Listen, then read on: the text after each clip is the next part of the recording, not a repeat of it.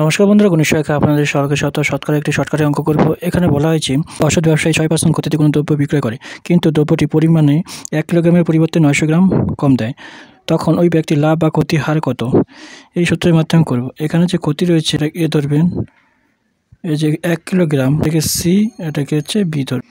তার 106 1 কিলোগ্রাম, এটা গ্রামে আছে, তাহলে 1000 গ্রামে 1 কিলোগ্রাম, তার 900